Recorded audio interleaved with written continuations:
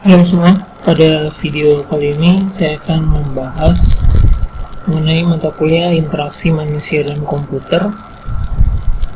Yang akan kita bahas pada pertemuan kali ini adalah mengenai desain antarmuka atau interface.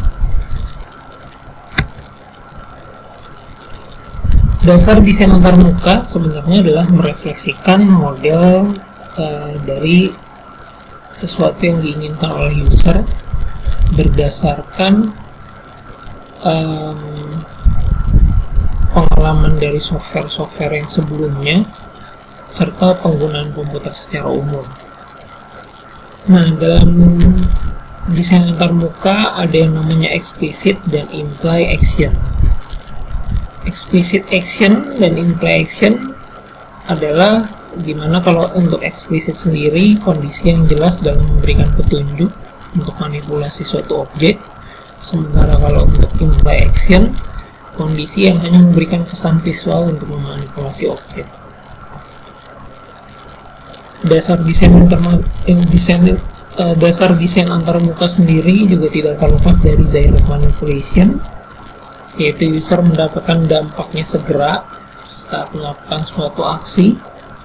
Lalu user control, di mana user dapat melakukan kontrol dan menginisialisasi aksi.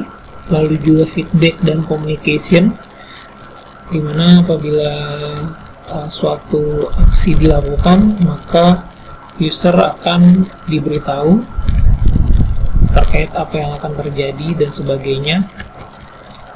Saya ambil contoh, misalkan tiba-tiba user ingin meng-close sebuah aplikasi, maka tiba-tiba akan ada feedback, misalkan berupa pesan, berupa keluar program atau melakukan save, atau juga ketika seandainya suatu aplikasi mengalami error, maka si user akan diberitahukan. Lalu berikutnya adalah berkenaan dengan konsistensi, di mana user dapat mentransfer pengetahuan dan kemampuan dari aplikasi ke aplikasi yang lain. Lalu juga ada yang terkenal lainnya, yaitu SIWG atau biasa disebut what you see is what you get, dimana tidak ada perbedaan yang dilihat di layar dengan hasil outputnya. Jadi apa yang kita lihat, misalkan pengisian data, kita mengisi data biodata yang ada di aplikasi, maka ketika outputnya keluar, data yang kita isikan itu sama seperti data yang kita inputkan.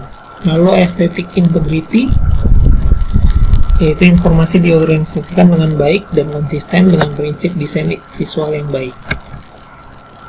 Interface design meliputi antarmuka program internal dan eksternal serta desain untuk antarmuka pengguna. Nah, desain antarmuka internal dan eksternal diarahkan oleh informasi yang diperoleh dari model analisis. Berikutnya kita masuk ke desain software yang baik.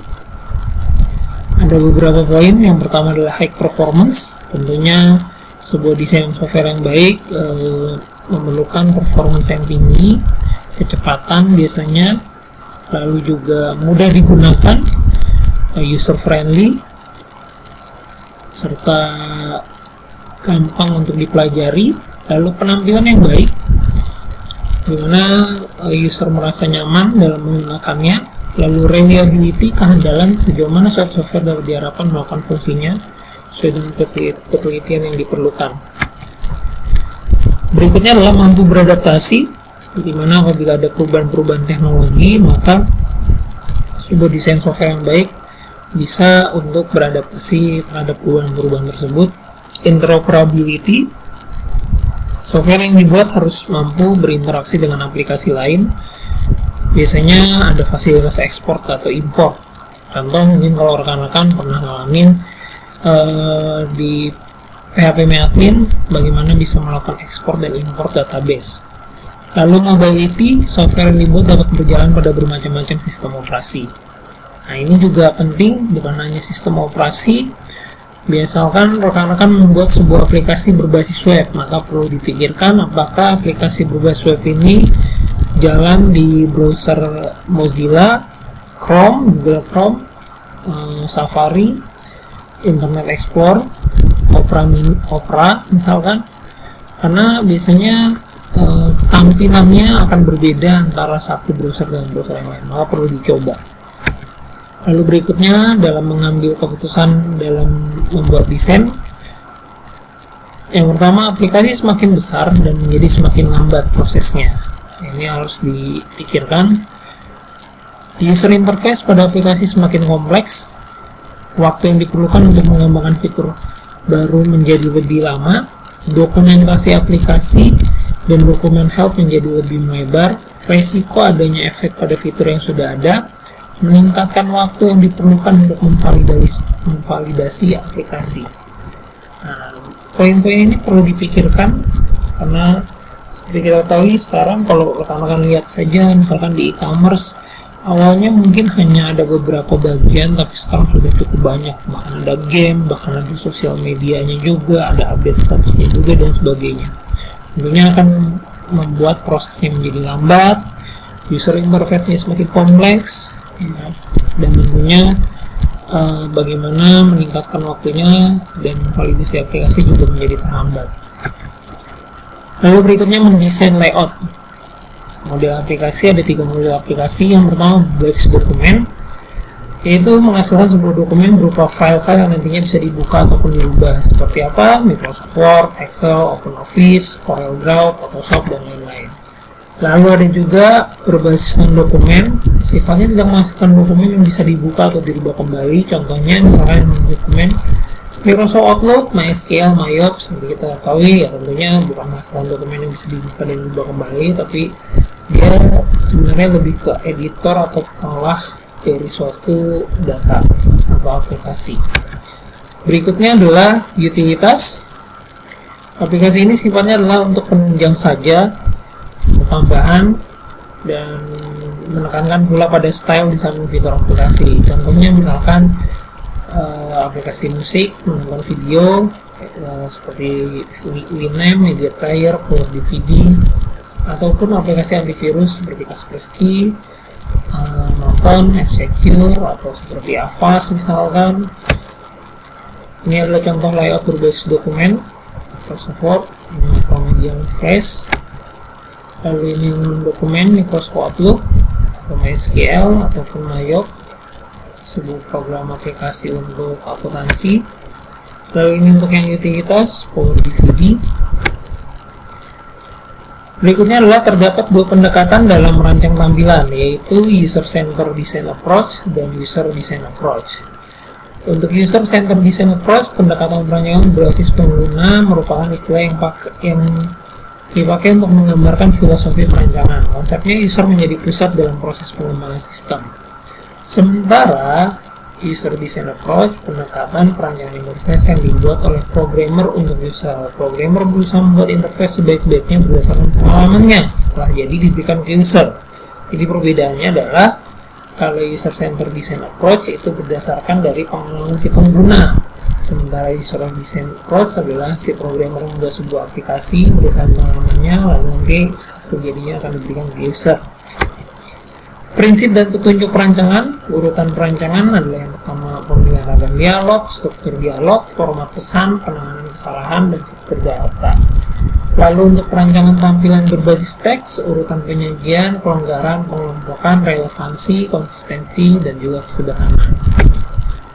Perancangan tampilan berbasis grafis terdapat 5 faktor yang diperlukan, yaitu ilusi pada objek-objek, urutan visual dan fokus pengguna, struktur internal, kosakata, kesesuaian dengan media. Berikutnya adalah waktu tanggap. Lalu yang berikutnya lagi penanganan kesalahan. Penanganan kesalahan dibagi menjadi 2, ada kesalahan compile time error dan juga kesalahan runtime error atau fatal error. Tentunya yang paling berbahaya adalah apabila terjadi runtime error atau fatal error. Biasanya ini ya cukup kompleks, tapi compile time error biasanya berhubungan dengan cara menjalankannya saja. Kalau runtime atau fatal error biasanya berhubungan dengan fungsi-fungsi dari program yang dibuat atau yang ada.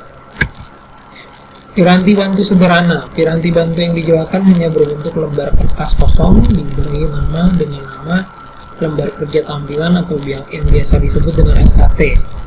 disajikan atas 4 bagian, yaitu nomor lembar kerja, bagian tampilan, bagian navigasi, bagian keterangan. Nomor lembar kerja, bagian ini nantinya memberikan penomoran berkaitan dengan sejumlah tampilan yang ingin dibuat.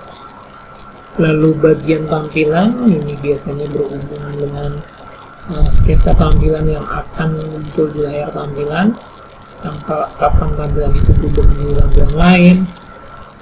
Lalu berikutnya navigasi, ya bagian ini merupakan penjelasan lebih lanjut bagi pemakai tentang bagian tampilan yang dibuat. Bagian keterangan, bagian ini berisi penjelasan singkat tentang atribut tampilan yang akan dipakai, misalnya jenis huruf, besar huruf, warna latar belakang. Kurang lebihnya bentuknya seperti ini. Kalau tadi kita lihat, misalkan ada nomor lembar kerja, nah ini ada nomornya. Lalu berikutnya berkenaan dengan bagian tampilan, nah ini bagian tampilannya. Ini bagian tampilannya. Lalu berikutnya bagian navigasi, ini berisi tentang penjelasan tombol-tombol navigasi, yang mana tombol-tombol navigasi simpan, batal, selesai. Lalu berikutnya adalah bagian keterangan berkenaan dengan penjelasan atribut yang akan dipakai, jenis huruf, besar huruf.